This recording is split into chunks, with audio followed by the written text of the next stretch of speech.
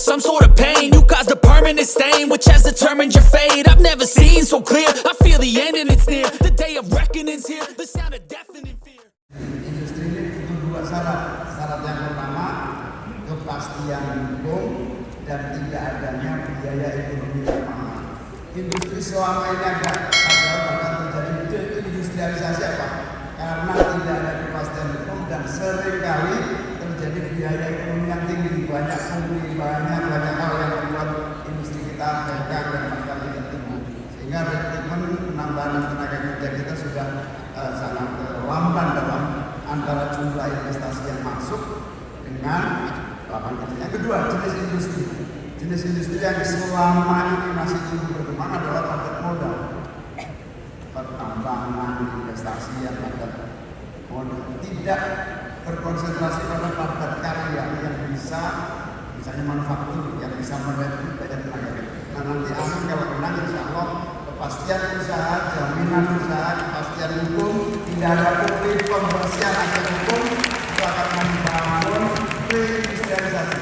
Dan ini insya Allah akan muncul. Yang kedua, ini harus ada keberanian.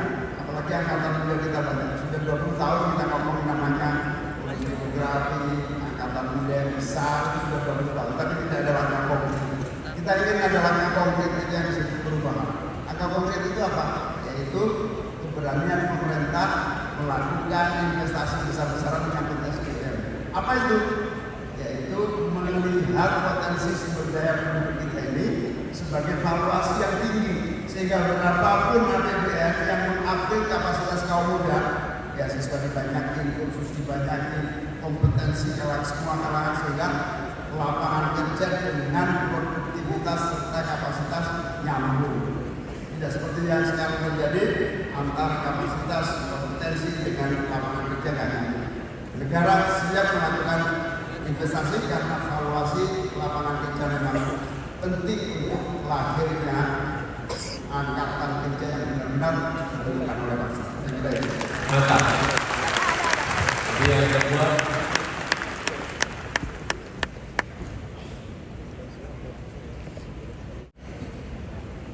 Noval Purnagali.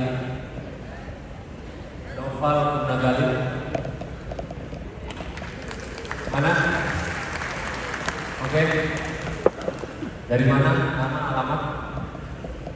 Selamat malam semua. Assalamualaikum warahmatullahi wabarakatuh. Perkenalkan, nama saya Noval Purnagali dari Jakarta Pusat. Di sini pertanyaan akan saya berikan untuk Pak Anies dan Pak Muhaimin. Kan tadi udah ngomong janji ya Pak, ketika nanti Bapak kedua terpilih menjadi presiden dan wakil presiden, apa tanggung jawab, apa bentuk tanggung jawab Bapak ketika nanti janji itu tuh tidak terlaksana Pak, gitu, dan tidak dilakukan. Cara kita sering banget sebagai masyarakat dijanjikan ini banyak banget, apalagi sekarang dalam masa kampanye gitu, tapi begitu nanti itu jadi, dia malah tinggal gitu, malah mengabaikan masyarakat. Ya. Silakan Pak. Makasih. Pertama, janji itu harus dilunasi, janji dilaksanakan.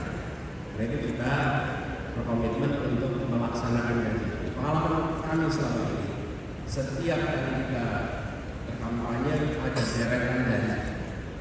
Kami komit untuk semua itu akan dilaksanakan. Bisa jadi ada yang terlaksana 100%, bahkan ada yang terlaksana 200%. Tapi bisa jadi ada yang terlaksana 80%, ada yang terlaksana 50%. Bisa tidak kali lipat terjadi. Jadi kami menyadari bahwa ketika sudah di lapangan, semua itu akan berhadapan dengan kenyataan-kenyataan. Tapi satu hal yang pasti, bahwa kami tidak akan mendiamkan salah satu janji tidak dilaksanakan. Semua janji akan dilaksanakan.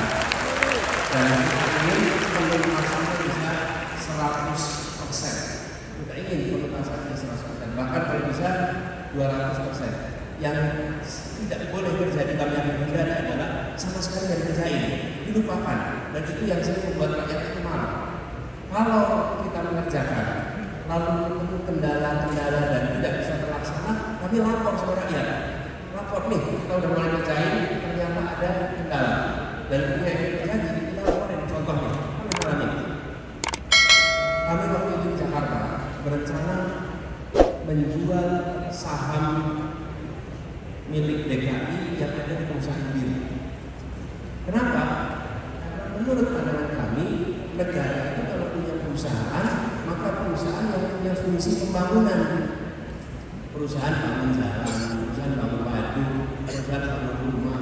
Tapi kalau perusahaan membuat diri, di mana unsur pembangunannya? Sementara uangnya di situ tidaknya lebih dari 1 triliun. Jadi kami berencana dijual, lalu dipakai untuk yang lain. Nah, janji itu, rencana itu kita laksanakan, kita coba, kita semua proses, tapi berhenti nggak bisa laksanakan. Kenapa nggak bisa jalan? Karena ketua DPRD-nya dan pimpinan DPR di sana selalu ngeblok yang kebetulan partai pendukung jumlahnya kurang, sehingga kalah di dalam proses itu. Tapi sebagai usaha kita kerjakan, lalu kita lapor sama publik, semua usaha kita kerjakan. Dan mudah-mudahan pemilu besok terjadi perubahan, mudah-mudahan kita bisa jual saham ini. Prosesnya dikerjakan, tapi hasilnya belum seperti yang kita mereka ini lapor gitu. Yang problem ini sudah janjinya banyak, tidak dilaksanakan, ditinggal pergi juga. Nah, ini salahnya. Gitu ya? Jelas ya? Oke, terakhir satu lagi.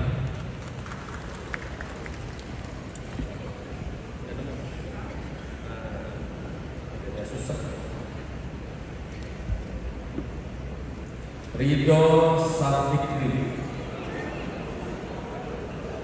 Mana? Ridho. Oke. Nama, alamat. Punya istri itu. Selamat malam. Selamat malam Pak Anies, selamat malam Cak Imin. Perkenalkan nama saya Ridho. Saya dari Pontianak, Kalimantan Barat. Pak Anies, saya ditanya ya Pak. Saya cuma ingin tanya, kalau tadi ada bicara soal lapangan kerja, maka saya ingin izinkan saya bicara soal beasiswa S2 dan S3 ke luar negeri. Kondisinya begini, apabila saya melihat teman-teman saya,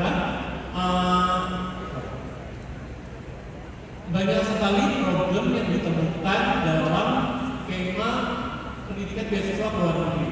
Beasiswa LPDP saya sebagai contoh. Peraih beasiswa LPDP akan melakukan berbagai macam cara untuk tetap di luar negeri dan tidak kembali ke Indonesia. Padahal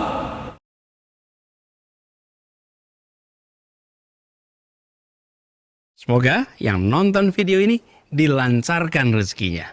Amin aja dulu.